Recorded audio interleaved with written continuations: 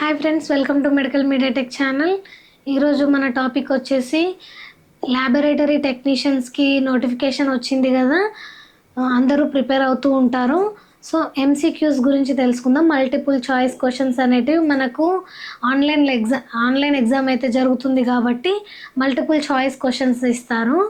ఆ multiple choice questions ఎలా ఉంటాయి అని, ఏమేమి ఇంపార్టెంట్ అని మనం తెలుసుకుందాం. అండ్ చాలా మల్టిపుల్ చాయిస్ క్వశ్చన్స్ అనేటివి ఉంటాయి, కానీ ఈరోజు వీడియోలో మనం ఒక 10 మల్టిపుల్ చాయిస్ క్వశ్చన్స్ అయితే తెలుసుకుందాం. వాటికి ఆన్సర్స్ కూడా తెలుసుకుందాం. ఫస్ట్ వచ్చేసి study of biochemical reactions in living organism known as, అంటే జీవ రసాయన శాస్త్రం గురించి దేనిని అంటారు? జీవ రసాయన శాస్త్రం అని లివింగ్ సెల్స్ గురించి ఏది స్టడీ చేస్తుంది?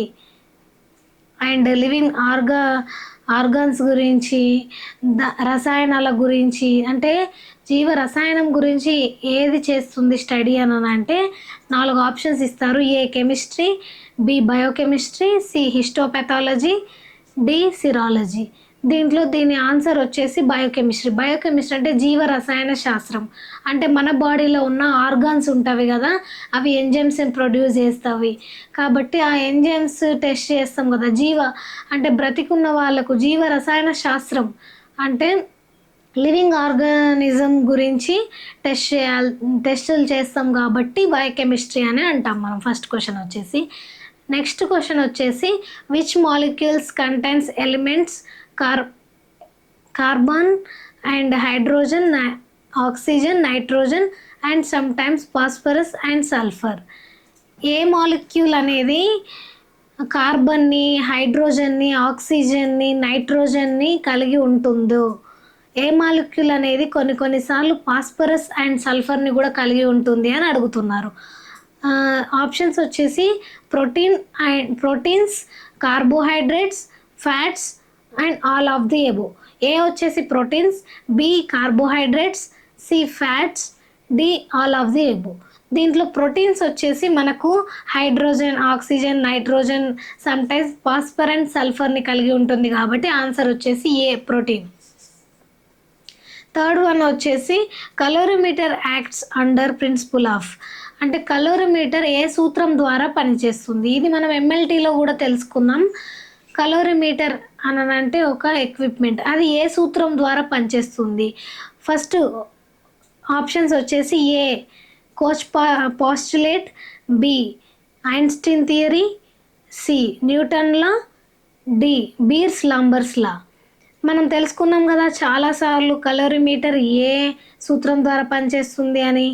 న్యూటన్ లా కాదు, అండ్ ఐన్స్టీన్ థియరీ కాదు, కోచ్ పోస్టులేట్ కూడా కాదు. కాబట్టి దీని ఆన్సర్ వచ్చేసి డి వచ్చేసి బీర్స్ లాంబర్స్ లా మెథడ్ అయితే మనము కలోరిమీటర్కి ఆ సూత్రం అనేది, ప్రిన్సిపల్ అనేది ఫాలో అవుతూ ఉంటాము.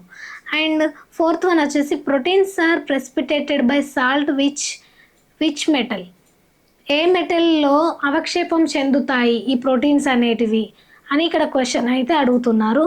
ఏ వచ్చేసి silver, B mercury, C both, D copper. ఏ సిల్వర్లో అవక్షేపం అయితే ప్రోటీన్స్ చెందుతాయి, అందువలన ఏ సిల్వర్ అనేది ఈ ప్రోటీన్స్ అవక్షేపం చెందుతాయి కాబట్టి సిల్వర్ అనేది ఆన్సర్.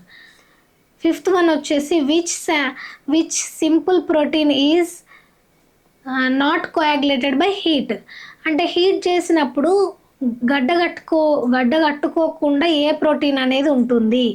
మన ప్రోటీన్స్ కూడా మన బాడీలో చాలా రకాలనే ప్రోటీన్స్ అనేటివి ఉంటాయి కాబట్టి ఏ ప్రోటీన్ హీట్ చేసినప్పుడు గడ్డ కట్టుకోకుండా ఉంటుంది?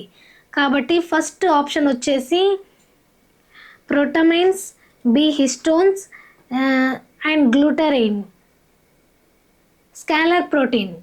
అండ్ దీంట్లో మనకి బి హిస్టోన్ ప్రోటీన్ అనేది హీట్ చేసినప్పుడు అది కోయాగులేట్ కాదు కాబట్టి హిస్టోన్ ప్రోటీన్. ఇది బయోకెమిస్ట్రీ క్వశ్చన్స్ ఒక 5 తెలుసుకున్నాం కదా.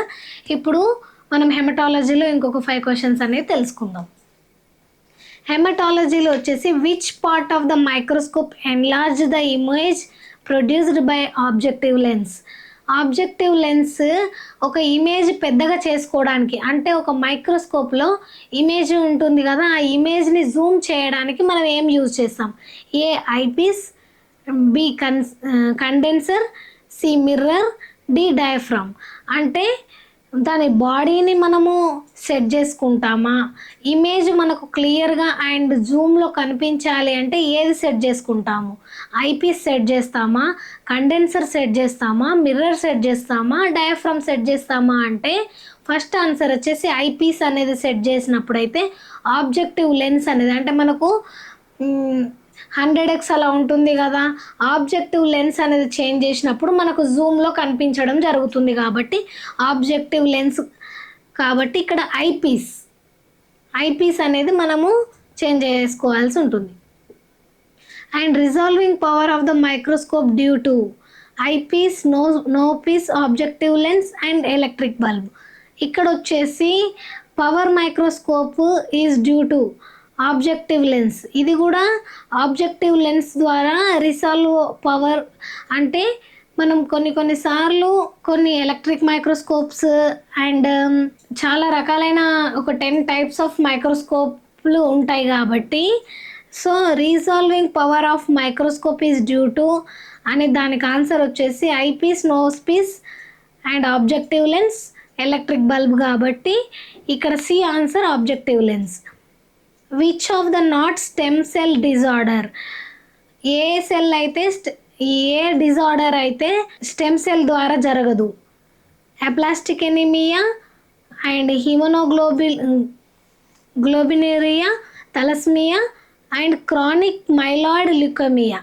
ఈ 4 అంటే ఈ 4లో మనకు థాలస్మియా అని బ్లడ్ వ్యాధి ఉంటుంది కదా, అది అనేది నాట్ స్టెమ్ సెల్ డిజార్డర్, అంటే స్టెమ్ సెల్ డిజార్డర్ ఇది కాదు అని అర్థం. అండ్ నెక్స్ట్ వన్ వచ్చేసి ఇప్పుడు 3 క్వశ్చన్స్ అయితే తెలుసుకున్నాం కదా. ఇంకా సాహ్లిస్ హిమోగ్లోబిన్ మెథడ్ అనే వచ్చేసి in Sahli's method of Hb estimation blood is converted into which solution? So ఇక్కడ ఏం అడుగుతున్నారు అని అంటే alkaline haematin and acid haematin, oxy haemoglobin and sulph haemoglobin. ఇలా అంటే మనము సాహ్లిస్ హిమోగ్లోబిన్ మెథడ్ చేసినప్పుడు ఆ బ్లడ్ అనేది ఎలా కన్వర్ట్ అయిపోతుంది? మనం N/10 HCl వాడతాము. HCl అంటే ఆమ్లం, అంటే యాసిడ్. N/10 HCl వాడతాం కాబట్టి ఇక్కడ యాసిడ్ హిమాటిన్ అనే ఈ బ్లడ్ అనేది యాసిడ్ హిమాటిన్ లాగా మారుతుంది. ఎందుకంటే N/10 HCl మనం ఆల్రెడీ 20 మార్క్ వరకు యాడ్ చేసుకుంటాం కాబట్టి యాసిడ్ ఉంటుంది, డ్రాప్ ఆఫ్ బ్లడ్ కూడా ఉంటుంది కాబట్టి యాసిడ్ హిమాటిన్ లాగా మారిపోతుంది. దీని ఆన్సర్ వచ్చేసి acid haematin. Next 5th question వచ్చేసి the coloured pigment present in haemoglobin is known as.